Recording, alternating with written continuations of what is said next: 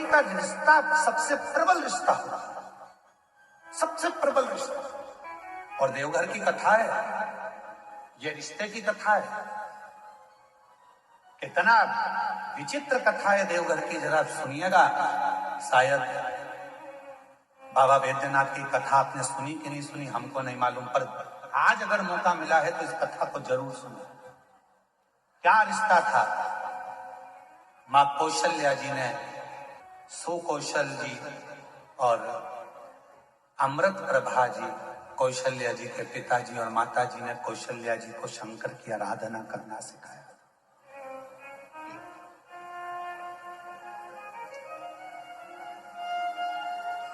कौशल्या मैया शिव जी की आराधना में ली। कहते हैं आनंद रामायण वर्णन करती है कि कौशल्या मैया 1 मिनट भी शंकर की भक्ति के बिना रह नहीं पाती। भाव की इतनी शुद्धता थी मां कौशल्या जी की।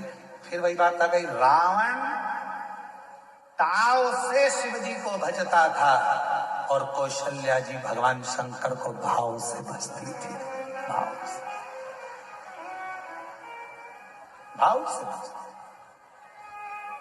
एक दिन रावण ने सभा बुलाई, सारे ग्रहों को बुलाई, सारे देवताओं को बुलाई। रावण की लंका में सभा लगी हुई है, बड़े बड़े देवता बैठे हुए हैं, ग्रह बैठे हैं, नाग, किन्नर, गंधर्व, अप्सरा, देवता, दानव, सब उस सभा में बैठे हुए थे। सब उस सभा में बैठे हुए हैं और उस सभा में चारों तरफ सब लोग बैठे हुए हैं। और उस सभा लंकापति रावण ने ऊंची आवाज कर कहा कि बताओ मेरे प्राण कैसे छूटेंगे, मेरी मृत्यु कैसे होगी। बड़े बड़े विद्वान बैठे थे, बड़े बड़े सभासद बैठे थे, बहुत देवता, गंधर्व, किन्नर, अप्सरा, पशु, पक्षी सब उस सभा में बैठे हैं, असुर, सुर सब उस सभा। मेरे प्राण कैसे जाएंगे बताया जाए, कैसे मरूंगा मैं बताओ। तब किसी ने नहीं बताया। रावण को क्रोध आ गया तो सबको बंदी बनाने लगा। बंदी, अगर नहीं मालूम पड़ा तो मैं तुम्हें बंदी बना लूंगा। तब ग्रहों में ग्रह, सारे ग्रहों ने रावण से कहा, रावण तुम्हारी मृत्यु कौशल देश के राजा सुकौशल जी की जो लड़की है कौशल्या, उन कौशल्या माता के गर्भ से एक बड़ा विद्वान शूरवान एक पुत्र पैदा होगा, जन्म लेगा। उस बेटे के द्वारा तुम्हारे प्राण छूटेंगे।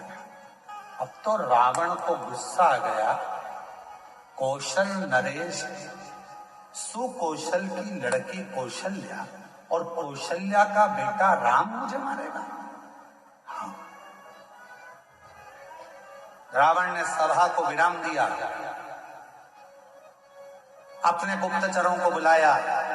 मेरी मृत्यु नहीं होना चाहिए, उसके लिए क्या करा जाए। एक ही काम है, कौशल्या को अपने यहां लिया। जब लंका में माता कौशल्या आ जाएगी, कौशल्या अगर लंका में पहुंच गई तो उसकी कोई संतान नहीं होगी। संतान नहीं होगी तो तुम मरोगे नहीं।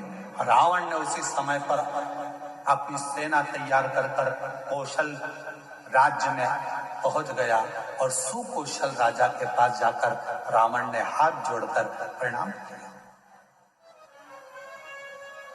रावण उस समय पर शिव की आराधना नहीं करता था। बाबा बैद्यनाथ की कथा चल रही है, जरा सावधानी से सुनिएगा।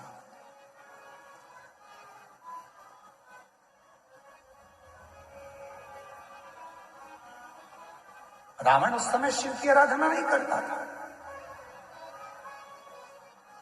सुकौशल जी ने देखा कि लंका का राजा रावण आया है, बड़ा प्रबल वीर,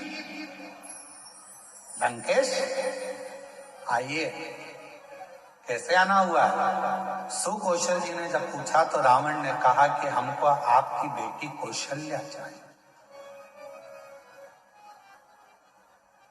आप अपनी पुत्री कौशल्या को लंका ले जाने की आदेश दें।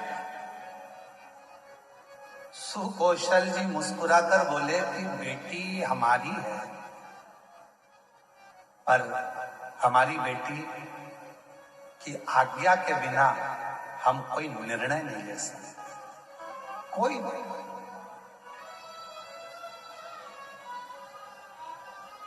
मेरी बेटी की आज्ञा के बिना मैं कोई निर्णय नहीं ले सकता।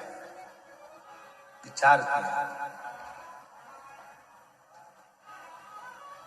रावण ने पूछा तुम्हारी बेटी कहां है?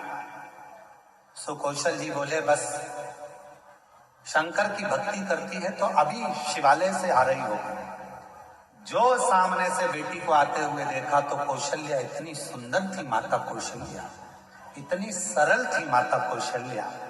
शिव का जो भक्त होता है उसमें सहजता, सरलता, नम्रता अपने आप दिखती है, उसको दिखाया नहीं जाता। सरल, शिव जैसा भोला, शंकर जैसा सहज। लंकापति रावण ने कौशल्या जी को देखा तो कहा आप ही कौशल्या? हाँ। सुकौशल जी की बेटी हो? हाँ। हम आपको लंका ले जाने के लिए। मुझे लंका? हाँ। कौशल्या जी कहने लगी मैं तो लंका नहीं जाऊं, मैं लंका नहीं जाऊं। रावण कहने लगा तुम मुझे जानती नहीं हो कौशल्या, अगर तुम मेरे साथ नहीं चली तो मैं दबाव के साथ तुम्हें लंका ले जाऊंगा। इतने में कौशल्या जी के मुख से निकल गया लंकापति रावण सुन, तुम मुझे ले जाने की बात करता है, अगर बन सके तो तेरी लंका में एक बार उस कैलाशपति को ले जाकर बता दे तो कौशल्या लंका में प्रवेश कर जाए। तू एक बार उस कैलाशपति को तेरी लंका में ले जाकर बता दे तो ये माँ कौशल्या जी कह रही है कि ये कौशल्या तेरी लंका में प्रवेश कर जाएगी। रावण हंसकर बोला वो कैलाश पर रहने वाला शंकर, वो शंकर? अगर तुम बोलती कि विष्णु जी को लेकर जाओ तो बड़ी बात थी, तुम कहती कि ब्रह्मा जी को लेकर जाओ तो बड़ी बात थी, शंकर जी तो मैं अभी उनको लेकर आया। और रावण गया देवाधिदेव महादेव की आराधना में बैठ गया, साधना में बैठ गया। शिव जी प्रसन्न नहीं हुए। अब बताओ भाव में बैठा था कि ताव में बैठा था? भाव में नहीं बैठा ना, काय में बैठा था? ताव में। अब मैं ले जाकर मानूंगा। लग गया रावण पीछे। शंकर भगवान प्रसन्न नहीं हुए। तब रावण को लगा कि ऐसे नहीं मानेंगे। रावण ने अपना शीश काट कर देना प्रारंभ कर दिया। 9 शीश कट गए रावण के। 10वां शीश था। शिव जी सामने आकर खड़े हो गए। रावण क्या चाहिए तुझको? रावण कहता है बाबा मैं तुम्हें लेने आया हूं, तुम मेरे साथ लंका चलो।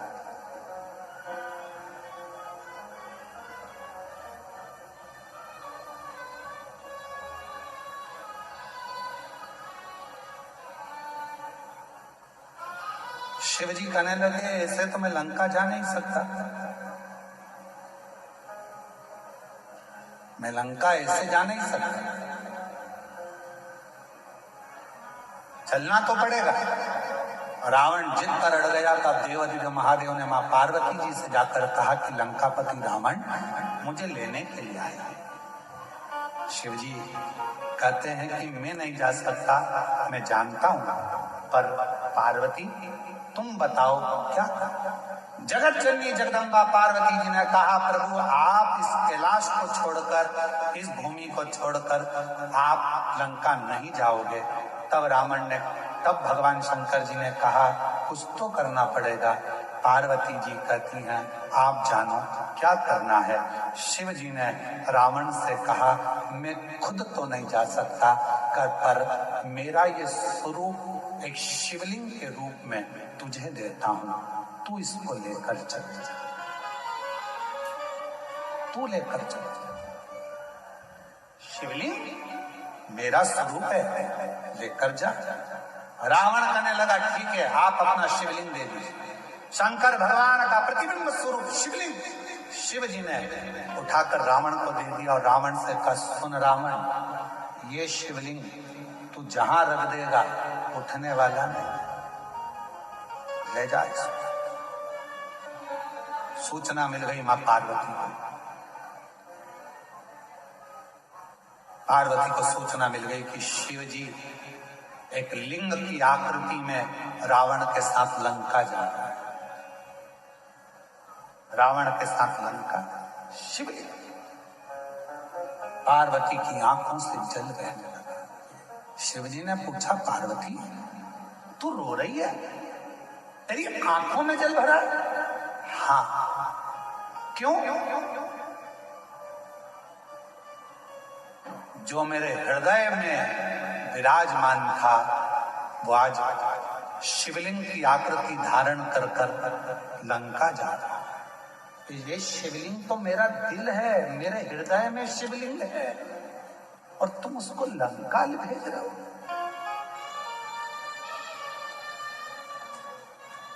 शिव जी मुस्कुराने लगे, पार्वती जी प्यार अगर पक्का होता है तो कोई जा नहीं सकता। बस इतना शंकर जी ने कहा और पार्वती जी समझ गई। पार्वती जी ने गणेश जी को बुलाया, गणेश शीघ्र आओ। गणेश जी ने कहा, मां आज्ञा करिए। गणेश जाओ,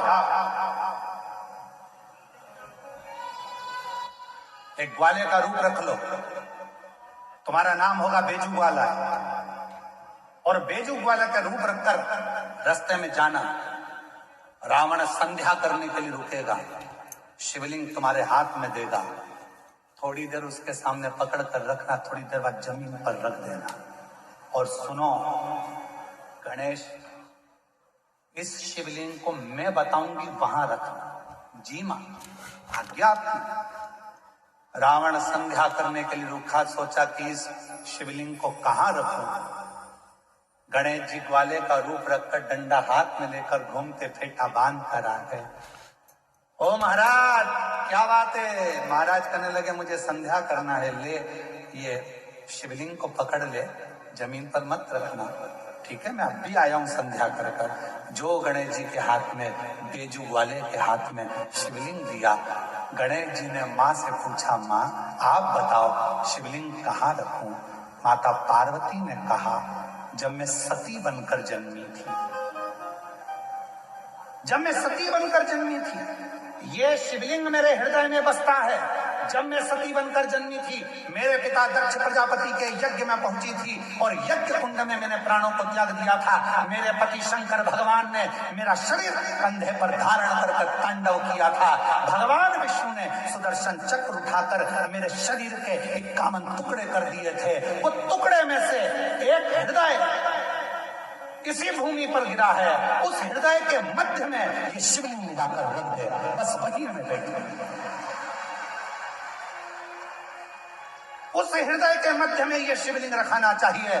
भगवान गणेश जी महाराज बेजू ग्वाला पार्वती जी के कहने पर मां सती के हृदय को ढूंढने लगा।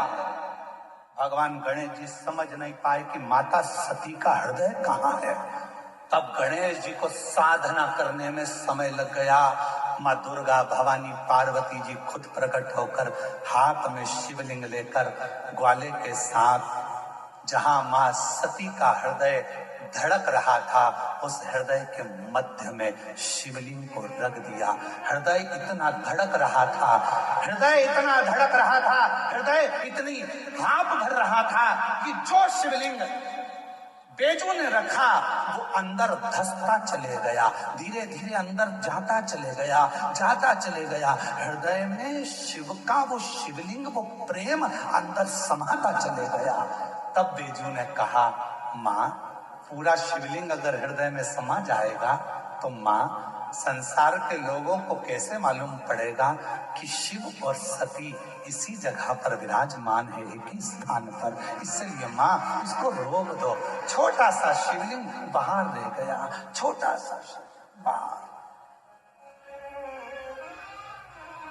पूरी दुनिया में केवल एक ज्योतिर्लिंग बाबा बैद्यनाथ ऐसे हैं जो मां सती की 51 शक्तिपीठ में से एक शक्तिपीठ जहां मां का हृदय गिरा है, उस हृदय के ऊपर शंकर भगवान का शिवलिंग विराजमान है। पूरी दुनिया में केवल एक पूरी दुनिया में केवल एक ज्योतिर्लिंग है जहां मां सती के हृदय पर शंकर जी का शिवलिंग विराजमान है। शिवलिंग, इसलिए इसको शक्ति पीठ कहते हैं। शिव शक्ति की पीठ है।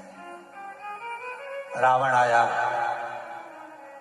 बेजू से पूछा क्यों? मैंने शिवलिंग दिया था, वो तो मैंने रख दिया, बहुत भजन था, उठ ही नहीं रहा था। रावण को गुस्सा आया, मारने के लिए दौड़ा, बेजू भाग गए।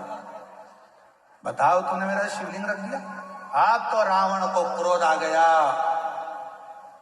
मतलब कौशल्या के गर्भ से बालक जन्मेगा और मुझे मारेगा, उससे पहले इस कौशल्या को तुमने कहीं ना कहीं छुपा दे।